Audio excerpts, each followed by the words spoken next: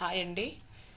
ఇగోండి మీనుకి ఇడ్లీకి ఎలా వాష్ చేసుకోవాలో, మీనుకి ఎలా నానేయాలో ఆ ప్రాసెస్ మీకు చెప్తాను. మీనుకి ఎక్కువ రోజు స్టోరేజ్ ఉండాలంటే మనకి పిడక ఉంటుంది కదండి, ఆవు పిడకలా దాని తాలూకా బూడిదికి మినువులో కలిపేసి కొంచెం కొంచెం ఒక గరిటె పౌడర్ కలిపేసి ఒక 5-6 కేజీలు మినుకి ఒక గరిటె పౌడర్ చాలండి కలిపేసి ఉంచుకుంటే 5-6 సంవత్సరాలు స్టోరేజ్ ఉంటుందండి మిను.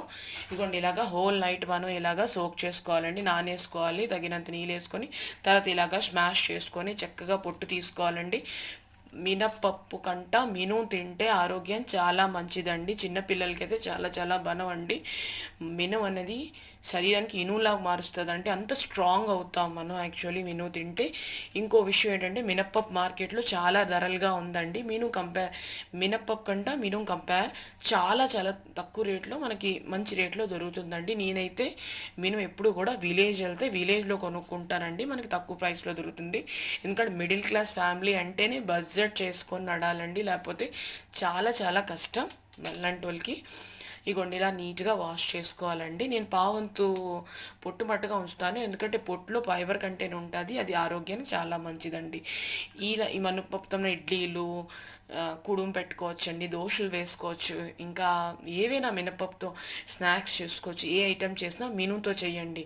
మిను ఆరోగ్యానికి చాలా చాలా మంచిదండి, ఎందుకంటే ఆరోగ్యం మహాభాగ్యం అండి. ఇప్పుడు దాకా నా ఛానల్ సబ్స్క్రైబ్ చేసుకోకపోతే ప్లీజ్ సబ్స్క్రైబ్ మై ఛానల్ అండి.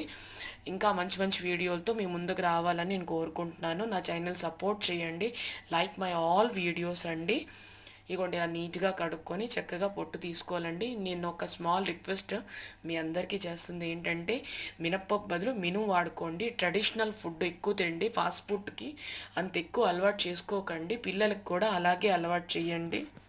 బయట వస్తువుల కంటే ఇంట్లో చేసుకున్న స్నాక్స్, ఇంట్లో చేసుకున్న వస్తువులు ఎక్కువగా తినండి, అది ఆరోగ్యంకి చాలా చాలా మంచిదండి.